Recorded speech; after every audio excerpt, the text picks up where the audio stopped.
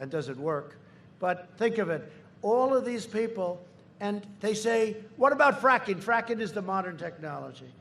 And so they all said, no, we're all against, everyone's against fracking. What about you? Yes, I'm against it too. Now, he's against it for months. He gets it, now he's in favor of it. But he's sort of grandfathering it. You know, it's a very weak. Well, I like to grandfather fracking. If I'm a fracker, I don't want to be grandfather. I want to have it or not have it, right? He wants to grandfather fracking. Always go with their first statement, okay? So I was in Texas 2 weeks ago. We had crowds.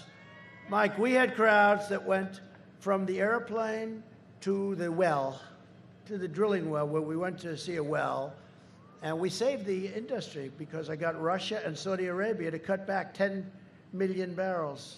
It actually was probably 18, ended up being, I think, 18.5 million barrels, and it saved the industry. And yet you're still paying very low gasoline prices at the pump, but we saved 10 million jobs, you know? But I'm in Texas, and let me tell you, Texas appreciated because that industry was in deep trouble because all of a sudden with the pandemic, there was no demand. There was nobody driving. There was no demand. Nobody ever saw anything like it.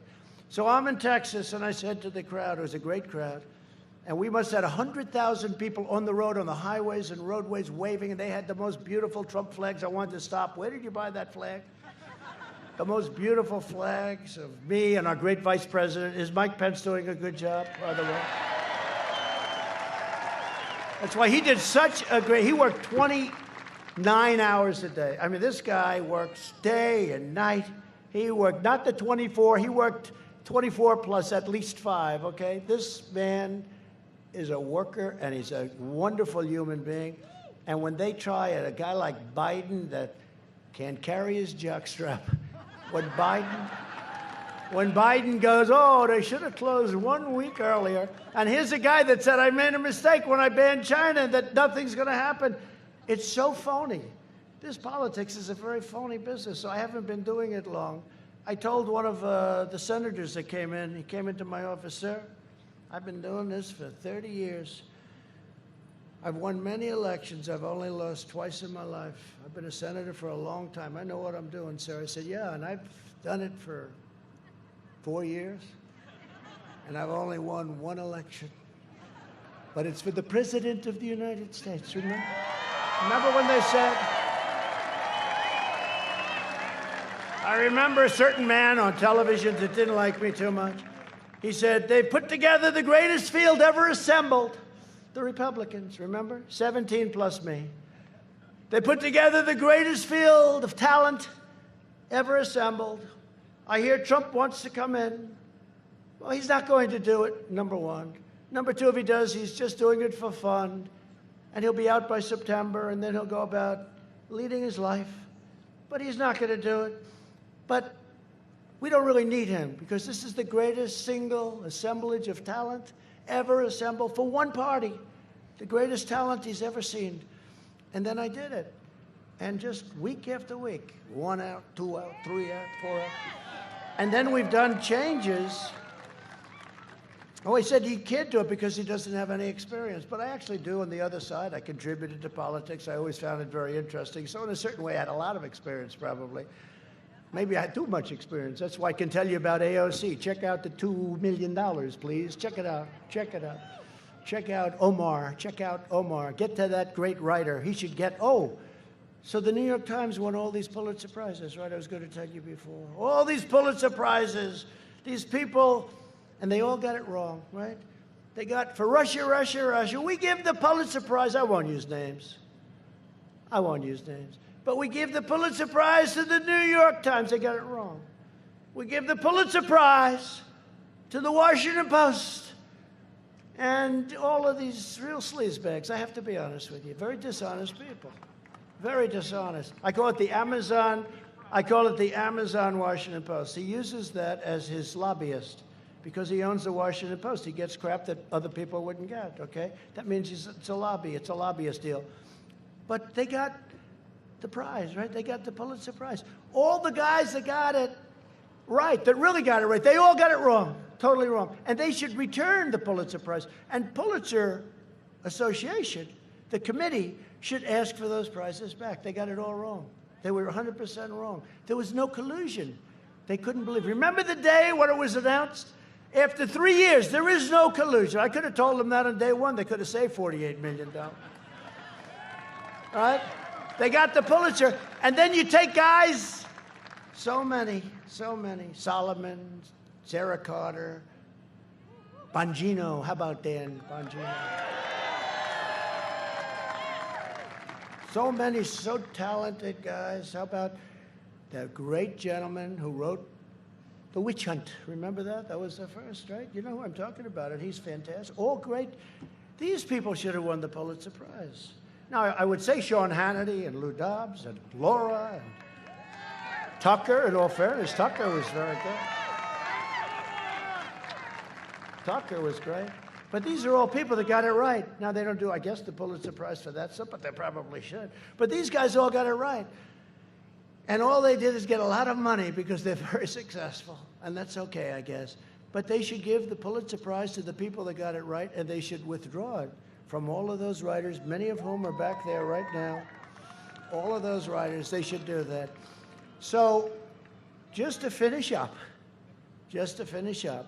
I want to just say that we have some great congressmen here. I'd love you guys to come up here because I just want to have you come up. Would you come up? They deserve it. Because, you know, I told them they're busy guys and they're big warriors and all that. And I told them, I'm going to introduce you right at the beginning. Be here, and then you can get out of here. They've been waiting now for an hour and 20 minutes. Come on up. But just walk to the end. Shake their hand. Everybody sign a slip that you're voting for them, please. They've got no problem. But you have members of Congress here. Jim Hagedorn, Tom Emmer, Pete Stauber, great hockey player. And hopefully your next U.S. Senator, who's a man who's done a fantastic job, run a great campaign, Jason Lewis.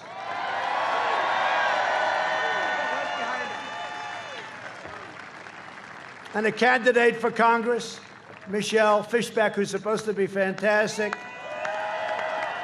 And Michelle has my complete and total endorsement. But Jason, you're in good shape. Wow. You're in better shape than these congressmen, Jason.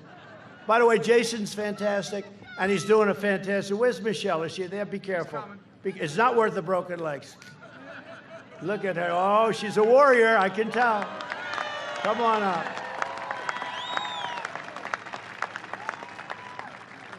But thanks, Michelle. And they have my complete endorsement. They're great people. They love your state. They love our country. So just in conclusion, I want to say that over the next 4 years, we will make America into the manufacturing superpower of the world, and we will end our reliance on China once and for all. We will make our medical supplies right here in the United States.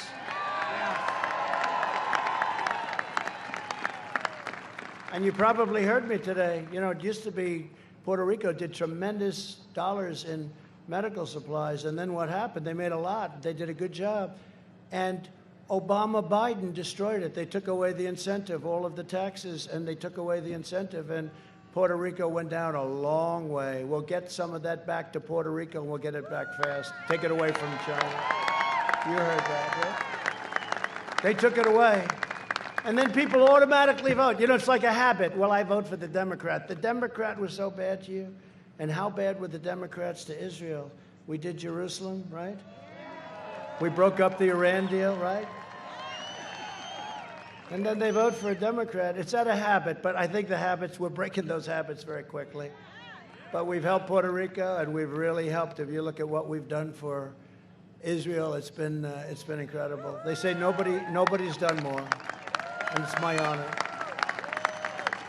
But we'll hire more police, increase penalties for assaults on law enforcement, and we will ban deadly sanctuary cities, which are a disaster. We'll appoint tough-on-crime prosecutors. We will nominate judges and justices who interpret the Constitution as written. We will ensure equal justice for citizens of every race, color, religion, and creed. We will defend the dignity of work and the sanctity of life.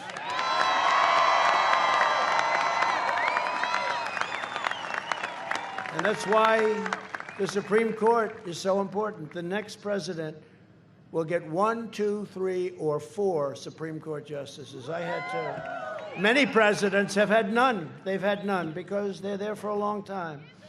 They tend to be appointed young. They're there for a long time. But the next one will have anywhere from 1 to 4. Think of that. That will totally change when you talk about life, when you talk about Second Amendment, when you talk about things that are so important to you.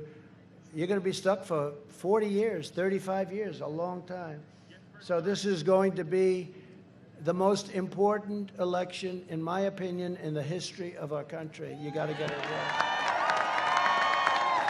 Because if you don't get it right, we will not have a country anymore. You're not going to have a country, not as we know it. You won't have a country anymore. We will uphold religious liberty, free speech, and the right to keep and bear arms.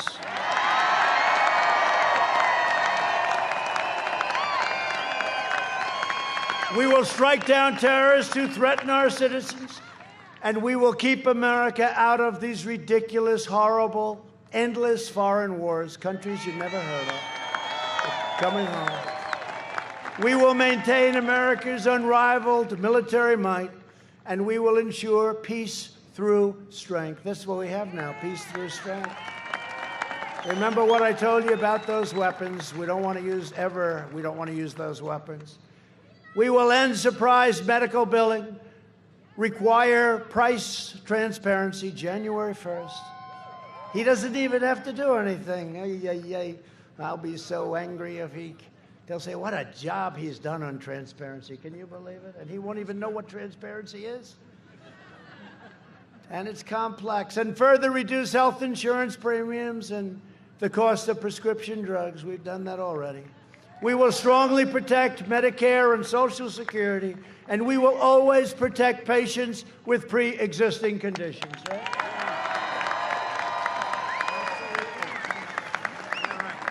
America will land the first woman on the moon, and the United States will be the first nation to land an astronaut on Mars.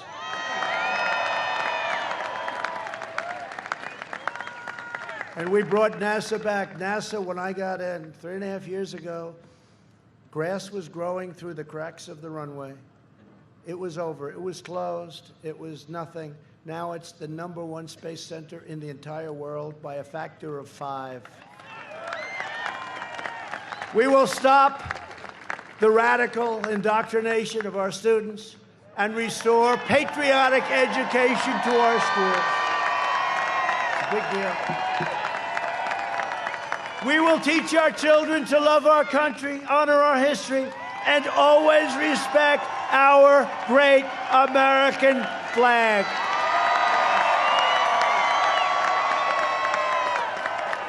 And we will live by the timeless words of our national motto, in God we trust. You know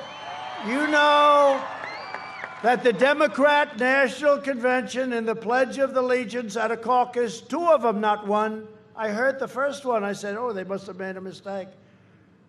They left under God out of the Pledge of Allegiance. Oh. Yeah. Now they then said, oh, well, we didn't mean that. They meant it. That's what they're going to do. They're going to take God out of it, just like I was saying before in Texas. They don't want God, they don't want oil, they don't want guns. I don't think they're going to do too well in Texas. Do you agree with that? I don't think they're going to do too well in Minnesota either. No, but could you imagine you're campaigning, and it doesn't play too well here, but could you imagine you're in Texas and you have a guy say, no oil, no God, no guns. Oh, I think I'm going to vote for Joe Biden, everybody. And then they say, Texas is in play. It's a very close. I have a friend in Texas. He said, I think you're winning by 15 points. These people are crazy. Texas is in play. They don't want to let you have oil. Think of it. It's unbelievable. Texas is in play. That's the fake news back there. For years, they said it last time too, remember? You know, Texas, when they say in play, that means it's too close to call. It's in play. Too close. We've heard that for a long time, in play, right? Too close to call. And they said it 4 years ago. Texas is in play. This could be a terrible defeat, losing Texas. Big state, great state. This would be a tremendous defeat. And they said it about Ohio, too. I think we won by like 9 points, right? They said Ohio is in play. Utah is in play. We won by a lot. Remember, we beat a guy named McMuffin. Remember the guy? He was going to take the state of Utah, and then he was going to be able to negotiate. But that didn't work out. He came in third. Even Hillary beat him. But they said Texas is in play. And I'd go around telling my people, damn it, Texas is in play. How the hell? Every time I go, they have 35,000 people in the stadium. How could it possibly be in play? They said it's in play. My people would say, I don't think so. And we had a big Texas rancher. He was on one of the shows. He goes like, he's wearing a big, beautiful hat. I wish I could wear those hats. It wouldn't work for me too well. I don't think it works for me, right? But it worked for him. And he said, I don't know too much about a lot, but I know one thing. Texas is not in play, and this guy is going to win Texas by a hell of a lot of votes. And that's what happened that night, the night of the election. The night of the election, they called the results. I've been listening for 6 months. Texas is so close, we can't even imagine it. It's so close. This is big. And they only called the election, immediately. If you win in a landslide, it's got to be like tremendous. And they said, Texas has closed its doors. Ladies and gentlemen, Donald Trump has won the state of Texas. They didn't even say the polls were closed. They forgot to say the polls were closed. I won the state. I said, how come I won? I called my people. How could I have won? It was so close, they called it before they even said the doors were closed. And I heard from the governor of Texas, great guy, Greg Abbott. I said, how are we doing compared to 4 years ago? We did great 4 years ago. Big win. He said, sir, you're doing much better. But these guys keep saying it's in play. It's the same way that I'm down 9 points in Minnesota. If I lose Minnesota, Jason, I'm going to blame Jason if I lose. Boy, we almost had it last time, but we did the right thing. We went to Michigan. We won Michigan. First time in many, many years that Michigan was won. It's a great state. For years, you had a president who apologized for America. And now you have a president who is standing up for America and standing up for Minnesota.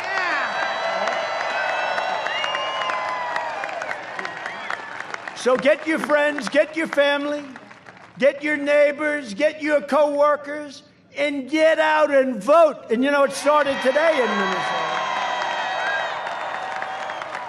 That's why I'm here. It started today. Go out of here. You know what? If they're closed, what the hell time is it now? If they're closed, just stand in line like you do. People were here 2 days ago trying to get in here. It's crazy. So do the same thing at the voting booth, please.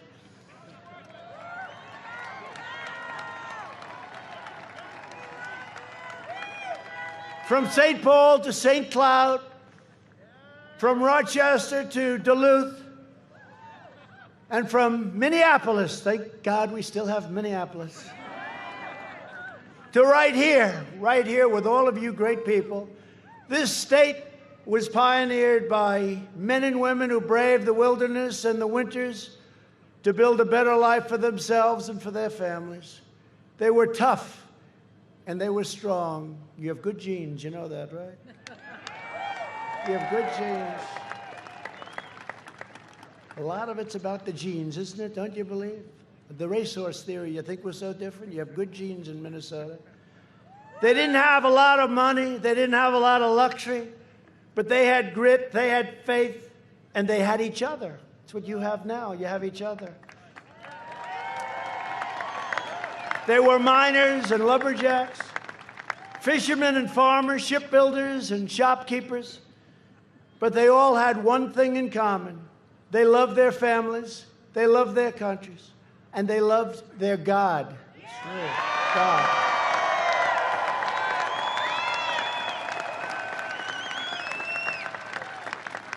Proud citizens like you help build this country, and together we are taking back our country.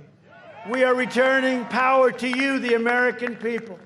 With your help, your devotion, and your drive, we are going to keep on working, we are going to keep on fighting, and we are going to keep on winning, winning, winning.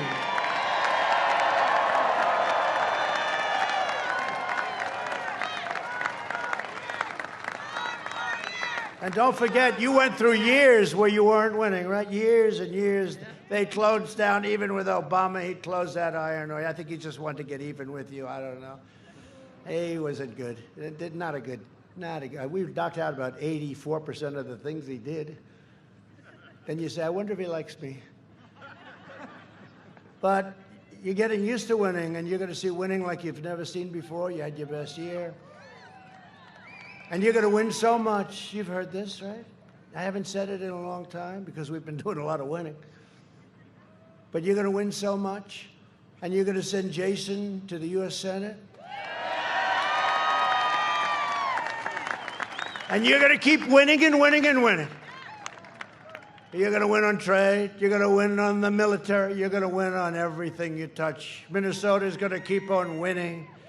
And you're going to get tired of winning. Because Minnesota doesn't want to win all the time. Your football team is going to win in the Big Ten, they say, right? Now, we're going to keep on winning in Minnesota, and you're going to get so tired. You're going to say, Jason, please, Jason, go to the president. See him in the Oval Office. Stop him from winning. We're winning too much in Minnesota. We can't stand it, Jason. Please, Jason, stop him from winning so much for Minnesota. We can't take it. We're not used to it because we went through years and years and years where it was tough, right? The mayors know that. That's why they all endorsed the president. And I'm going to look at Jason. I'm going to say, no, Jason, I'm sorry. The people of Minnesota want to win. You're wrong, Jason. They want to win. We're going to keep on going, Jason. We're going to keep on winning. And they're going to be happy as hell, Jason. Get Jason, and he's a great guy. By the way, you have a senator that he's running against. I won't even mention names. She does nothing. Nobody even knows who the hell she is. She goes to a meeting the other day. Everyone's trying to figure out who is she. This guy, he even looks the role. Central casting, right? You know, if you can get the look for free, that's good too, right? But he's going to be fantastic, tremendous guy, really successful, and he loves your state and he loves our country. So, Jason, please, knock him out. But you're going to win. We're one movement. We're one people, one family, and one glorious nation under God. And together with the incredible people of Minnesota, and you know what's going to be operating at strength because I owe it to these incredible mayors. It was so nice to me. That was such a nice thing. And I didn't politic you at all, right? I never politic you. I said, what? How nice. And it's happening with so many other things. We have other endorsements from police forces that I never asked, and all of a sudden they're coming from very hostile territory. So I just appreciate you being here, and I'm saying this for you, and I'm saying it for all of you. Okay? Thank you. We will make America wealthy again. We will make America strong again. We will make America proud again. We will make America safe again. And we will make America great again. Thank you, Minnesota. Thank you.